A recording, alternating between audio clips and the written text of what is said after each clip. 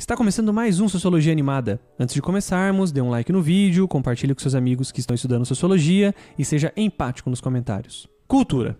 Vamos lá. Pense em coisas relacionadas com essa palavra. Teatro, biblioteca, livros, cinema, universidade, escola, estudos em geral. É isso. Com certeza você aí pensou em várias outras palavras e também nessas. Porém, será que cultura é isso mesmo? Será que só alguém que lê livros é quem tem cultura? Cultura é muito mais do que isso, e está muito mais próximo do que pensávamos outrora. Para tentar esboçar ou construir uma compreensão do que é cultura, disporemos de alguns autores da antropologia, que é a parte da ciência que estuda o comportamento humano, enquanto social, a partir de sua cultura, e de suas respectivas perspectivas sobre o que é cultura. Durante certo tempo, acreditou-se que o ser humano era formado de camadas, semelhante a uma cebola. Temos a camada orgânica, a psicológica, a social, a cultural e por aí vai. Essa definição era para esclarecer o seguinte debate da época. Existe o ser humano puro, ou seja, de nenhum modo influenciado pela sociedade que se encontra? Existe a pureza da humanidade? O conflito era o conceito de cultura, o que influencia o ser humano, entre o conceito de homem, o que não foi influenciado pela cultura. Pensando o ser humano em camadas, era possível justificar uma compreensão de que o ser humano, em alguma camada sua, era puro, de natureza, nunca influenciado pela cultura, nesse caso, a sociedade. E então, o ser humano é ou não é influenciado pela cultura? Ruth Benedict dirá que sim. A cultura, para ela, é como uma lente através da qual o homem vê o mundo. Homens de culturas diferentes usam lentes diversas e, portanto, têm visões desencontradas das coisas. Para ela, a cultura é o modo como as pessoas enxergam o mundo, e a partir dessa maneira específica e única de perceber o mundo, agir também de determinada maneira específica na realidade em questão. Um exemplo simples pode ser o ato de comer. Existem várias formas de satisfazer a necessidade fisiológica de se manter saudável e alimentado. Comida crua, comida assada, saladas, carnes, tubérculos, vegetais, comer com a mão, comer com hashi, comer com talheres. Tudo isso vai depender de como enxergamos e nos relacionamos com o mundo. Clifford Geertz também concorda com a ideia de que a cultura molda o indivíduo. Ele é um antropólogo chamado de interpretativista, ou seja, ele irá dizer que temos que interpretar a cultura diferente da nossa. Mas fazer isso de que forma? Para ele, a cultura é como um texto, capaz de ser lido e, por isso, interpretado. Citemos o intelectual. Abre aspas. O conceito de cultura que eu defendo e cuja utilidade os ensaios abaixo tentam demonstrar é essencialmente semiótico. Acreditando, como Max Weber, que o homem é um animal amarrado às teias de significado que ele mesmo teceu, assuma a cultura como sendo essas teias e a sua análise. Portanto, não como uma ciência experimental em busca de leis, mas como uma ciência interpretativa, à procura de significado. Geertz acredita que a cultura é uma teia de significados tecida pelo homem. Tudo que o homem produz, se tem um significado, é cultura. E será difícil algo sem significado criado pelo homem. Pois bem, se tudo que o homem produz tem significado, é a função da antropologia descobrir e desvendar quais são esses significados. Lévi-Strauss é o outro antropólogo que percebe a cultura de outra forma. Para ele, a cultura é um sistema de signos. Para compreender, expliquemos por partes. Sistema, nesse autor em questão, é um conjunto de elementos que estão relacionados de tal forma uns com os outros que formam determinado tipo de coesão. Nesse sentido, se um elemento desse sistema mudar, todos os outros mudarão. O exemplo mais simples que podemos utilizar, e que Strauss também dispõe, é o caleidoscópio. Nele, as pedrinhas estão organizadas de tal maneira que forma determinado desenho. Se dermos um peteleco, as pedrinhas vão se organizar de outra forma, e sendo assim, um novo desenho aparecerá. Percebe? É a relação entre os elementos que vai determinar a forma que esse sistema terá. Seguindo com a compreensão, o que é signo? De onde ele tirou essa ideia? Signo, nessa discussão, significa tudo que está no lugar de alguma coisa. Exemplificamos. Quando você diz cadeira, você precisa ter uma cadeira na sua frente para que a pessoa saiba do que você está falando? Pois bem, isso é signo. As palavras são signos. Elas remetem a algo que não é ela mesma. Signo é tudo aquilo que nos leva a algo e que tem um significado. Não faria nenhum sentido se eu dissesse relógio se ninguém tivesse a ideia do que fosse relógio. E nem de que esse instrumento fosse tão importante para a nossa localização no tempo e espaço. Compreendido? Então vamos caminhar mais um pouco. A partir dessa ideia de que a cultura é um sistema de signos, Strauss também acredita, assim como Geertz, que devemos nos preocupar em interpretar os sentidos de determinado sistema. Ele usa a palavra traduzir. E assim ele fez. Utilizou de uma análise dos mitos para perceber quais eram os elementos em comum entre os diferentes sistemas de signos, culturas existentes. Depois de tudo isso apresentado, novas ideias sobre como o comportamento humano é moldado pode ter surgido na sua cabeça. A antropologia, com seus vários intelectuais, pode ajudar você a encontrar algumas respostas. Nesse vídeo apresentamos apenas 3 perspectivas. Busque conhecer um pouco mais desta área do conhecimento e você vai se encantar. Até o próximo vídeo e tchau! Então, vamos falar de cultura. Conteúdo de terceiro período, vai servir para as turmas de primeiro ano e segundo ano, ok? Tá, então, cultura, ela tem diversos usos e origens, e ela é a base para as sociedades se construírem, tá? Mas aí, quando a gente fala de cultura, o que é cultura, né? Vem essa pergunta, o que é cultura, tá? O que é cultura? E aí a gente vai nos questionar sobre o que é cultura, né? O que ou quem produz cultura, né? Todos nós somos produtores de cultura, tá? A cultura, ela é principalmente adquirida e aprendida, né? Ela é uma construção social, né? Que serve de base, inclusive, para que a sociedade se estabeleça como sociedade, que se construa e se reconstrua, tá? 2 definições de cultura nós vamos ver. A cultura, ela é um todo complexo, que inclui conhecimentos, crenças, arte, moral, leis, costumes ou qualquer outra capacidade ou hábitos adquiridos pelo homem enquanto membro de uma sociedade. Enquanto membro de uma sociedade, tá? Tudo que o homem é capaz de modificar, ele está produzindo cultura. Essa é a definição de Taylor, Eduardo Taylor, de 1871, tá? Existem 3 expressões aí que nós vamos ver de cultura, tá? E antes de falarmos dessas 3 definições, né? Nós vamos ver essas 3 definições aqui de cultura. Vamos ver quando ele fala o que é cultura, né? A gente vai ver também essa definição que Eduardo Taylor fala. Ele fala de cultura de um âmbito geral, tá? E aí existem 2 tipos de cultura, né? Que não está aqui no slide, mas que eu faço questão de frisar, que é a cultura erudita e a cultura popular, tá? A cultura popular, ela é uma cultura comum, né? Se a gente for falar no senso comum, é o conhecimento que é adquirido, o que é produzido pelo povo, sem muito requinte, sem muita elaboração. É um conhecimento do senso comum, que é passado de geração em geração, tá? A cultura popular, se a gente for, vamos dar exemplos de cultura popular, as festas populares, os festejos, né? As comidas. Você já participou, por exemplo, de um festejo junino? Acredito que quase todos nós já passamos ou já, de algum modo, né, tivemos acesso, né, a essas festas populares da nossa cidade, do nosso bairro e tal, tá? A cultura erudita, por sua vez, é uma cultura mais elaborada, né? É uma cultura que tem um valor não muito comum. Seria o contrário da cultura popular. A cultura popular é tudo aquilo que a gente consegue ter acesso, inclusive sem muito dinheiro. A cultura erudita é uma cultura que é um pouco mais elaborada e limitada, né? Por exemplo, você já foi a um concerto musical? Muitos de nós não. Você já viajou internacionalmente? Muitos de nós não. Mas você já foi a um festejo junino, você já foi a um jogo de futebol, né? Então, se a gente for fazer essa distinção, a cultura popular é aquilo que eu tenho acesso, né? Inclusive, se eu não tiver condições de pagar, e a cultura erudita é aquilo que eu tenho que ter, né? Um requinte a mais para ter acesso, ou aquilo que eu deveria, por exemplo, tem que ter dinheiro, inclusive, para ter acesso, porque se eu não tiver dinheiro, eu não posso viajar internacionalmente.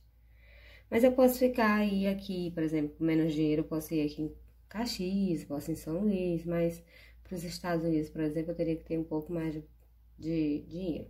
Então, assim, a cultura popular é aquilo que a gente tem mais acesso e a cultura erudita é aquilo que nós temos menos acesso, tá?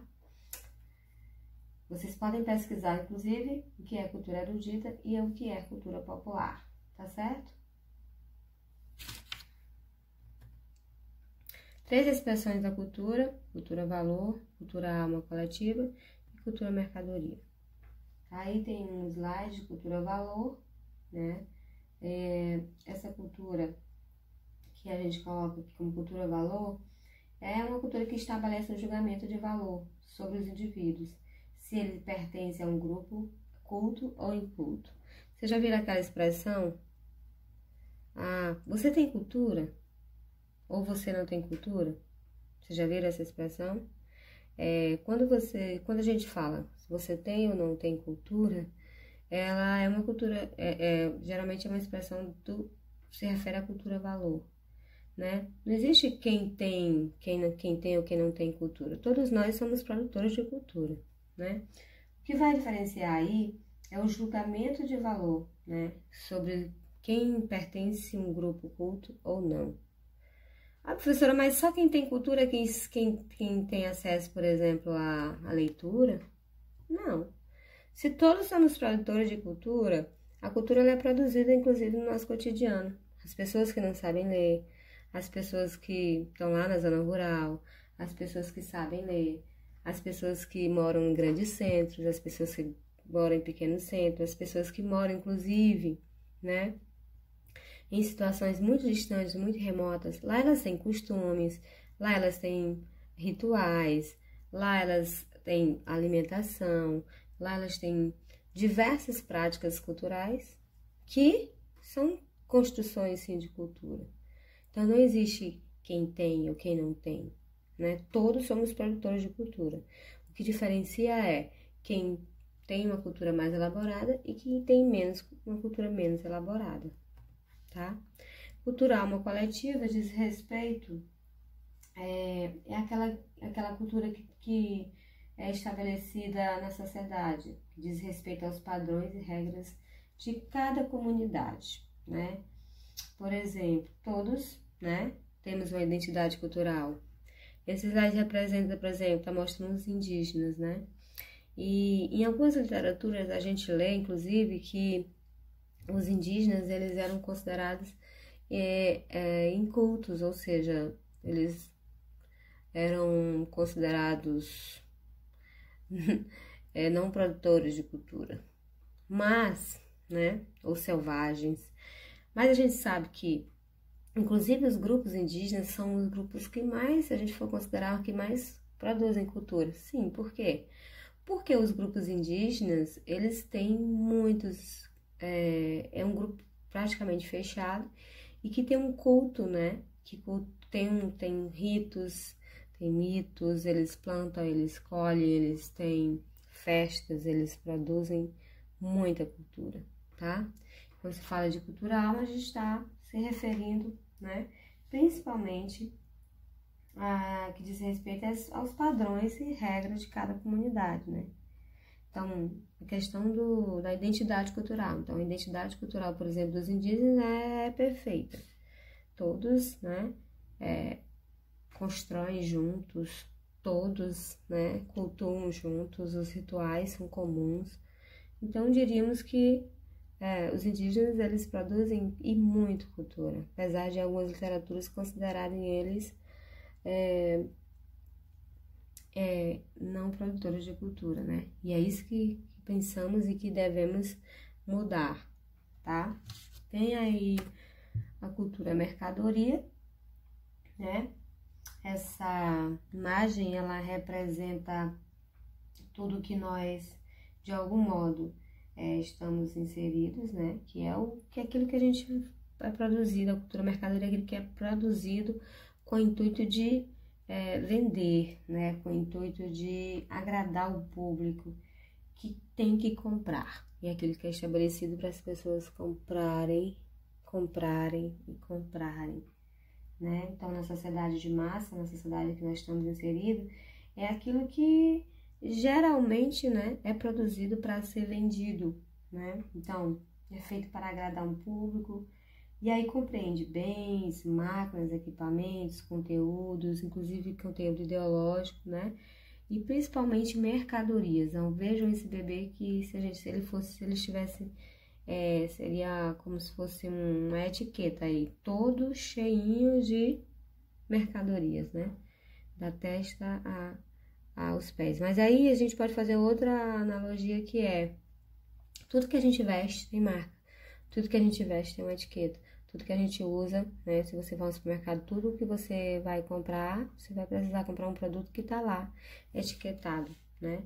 Então, no nosso cotidiano, tudo que nós usamos, o que nós utilizamos, praticamente tem uma etiqueta, né? Então, tem um texto que chama Eu Etiqueta, que ele fala de todas as coisas que a gente usa no cotidiano, no dia a dia. Tudo a gente usa é produzido, né, pela cultura de massa, ou seja, pela cultura que precisa, né, desse marketing, que precisa vender, que precisa produzir para as massas, tá? Então, a cultura da mercadoria é aquela cultura que todos nós, de algum modo, participamos, porque nós consumimos tudo que nós utilizamos no nosso dia a dia, tá bom? E aí falamos de identidade cultural. O que é identidade cultural, né? A identidade cultural é o sentimento de pertencer a um grupo, a uma cultura, né? Um indivíduo, né? Que o indivíduo está inserido, na medida que é influenciado, né? Pelo meio, ou seja, a identidade cultural é o que nos representa. Você tem uma identidade cultural. Você tem um documento que te identifica, que chama identidade, e ele tem o quê? A identidade geralmente tem número, tem o nome dos nossos pais, tem várias informações ali, e ali nos representa. A nossa identidade cultural é basicamente isso, é aquilo que eu sou, tá? É aquilo que eu aprendi com meus pais, é os costumes que eu tenho, é a música que eu gosto, é o estilo de roupa que eu visto, é a minha cultura, é os meus costumes, tá? Então, a identidade cultural é tudo aquilo que nós adquirimos com o passar do tempo, inclusive com a nossa vivência na sociedade, tá bom? Então, a identidade cultural, né, se a gente fosse dar uma definição, é o sentimento de identidade, de pertencimento a um grupo, a uma cultura, né? Ou seja, o indivíduo, na medida em que é influenciado pelo meio, ele vai produzir, vai adquirir a sua identidade. A sua identidade, ela vem pronta? Não, ela é construída com o passar dos dias, ela é construída com os passar dos anos e com a sua formação, ela irá também sendo construída, tá? Isso fala de identidade cultural. A identidade cultural, ela caracteriza a sociedade, né? E aí temos dois tipos, que é a cultura material e a cultura imaterial, tá bom? A cultura material, né, é um conjunto de objetos feitos, né, ou modificados pelo homem, como utensílios, ferramenta, adornos, meio de transporte, mercadoria, tecido, comida e etc. Tudo que é modificado aí pelo homem, tá? E a cultura imaterial ela se refere basicamente, né, aquilo que é inatingível de uma cultura, né? Ou seja, os elementos inatingíveis de uma cultura, os comportamentos, as técnicas, as crenças, as práticas de um determinado, né, grupo social, né? E aí, o patrimônio imaterial, ele precisa do patrimônio material para existir. Como assim, professora? Material, por exemplo, o utensílio, o violão, ele é material. Mas as notas, as músicas que é produzido por este violão é imaterial, tá? Só para exemplificar. E aí existem, né? Ele faz um questionamento. Existem culturas superiores a outras? Vocês já puderam se perguntar se existe cultura superior a outra? Existe? Ai, meu Deus, será que existe cultura superior a outra? A minha cultura é superior à tua cultura? A gente precisa se questionar isso, né? Sobre a minha cultura é superior ou é inferior? A cultura do negro é inferior ou superior à cultura do branco? A cultura do branco é inferior ou superior à cultura do negro, né? Nos fazer esses questionamentos nos permite entender, né, que não existe cultura superior ou inferior, né? O que existe são culturas diferentes. O que é importante para mim pode não ser importante para o outro. O que é importante para o outro pode não ter nenhum significado para mim, mas não significa dizer que não é importante. É importante, inclusive, para ele, é importante para outros grupos. Só não é importante para mim, tá? E aí a gente vai ver dois termos que são importantes para o entendimento de cultura, que é o etnocentrismo e o relativismo cultural, tá? E aí o etnocentrismo e o relativismo cultural, eles são importantes para a gente fazer, inclusive, o entendimento dessa charge aí, né? Dessa imagem. E aí o etnocentrismo é a visão de mundo característica de quem considera a sua cultura, o seu grupo étnico mais importante que os demais. Isso causa o que, gente? Causa estranheza, desconfiança e até mesmo a rejeição e as atitudes que levam aos conflitos, né? As atitudes que levam ao preconceito, à discriminação e possivelmente aos conflitos, ou seja, as práticas agressivas, os conflitos que podem gerar várias consequências na sociedade, tá bom? O que é o etnocentrismo? É a capacidade de não aceitação das diversidades. E o relativismo? O relativismo é o contrário do etnocentrismo, é quando nos colocamos numa situação de perceber que o contexto do outro, que o grupo do outro, que a manifestação do outro é importante sim, tá? Por definição, cada manifestação cultural é legítima quando avaliamos de acordo com os próprios critérios, ou seja, direitos de se manifestar, de se expressar plenamente e até mesmo de existir, né? Ou seja, o relativismo cultural ele está diretamente relacionado à diversidade cultural, né? E é visto como positivo. Já que o etnocentrismo é algo negativo, o relativismo é algo positivo. Eu me coloco no lugar do outro. No etnocentrismo, eu não me coloco no lugar do outro. Eu simplesmente acho que o meu grupo é mais importante. Eu acho que a minha cultura é mais importante, que a minha cor, o meu modo de vestir, o meu cabelo, os tipos de música que eu gosto, os tipos de festas ou de comportamentos, ou tudo aquilo que é mais, eu me coloco no centro do universo. Eu sou o universo e tudo que é meu é superior ao do outro, tá? Então, completando aqui as duas expressões, o etnocentrismo e o relativismo cultural. Já falei, né, a gente vai só analisar essas duas imagens, né, que representam duas culturas diferentes, dois comportamentos, dois modos de vestir, vários costumes estão inseridos aí nesta imagem. E aí, somos duas mulheres, né? Eu vou ler as falas de cada uma delas, que diz assim. A primeira, né, que está de biquíni, de óculos, diz assim: tudo coberto, menos os olhos. O que é uma cultura machista, cruel e dominadora? Ela está olhando para a mulher de burca, né? E está analisando do seu ponto de vista que ela está vestida desse modo porque ela está inserida numa cultura machista, cruel e dominadora.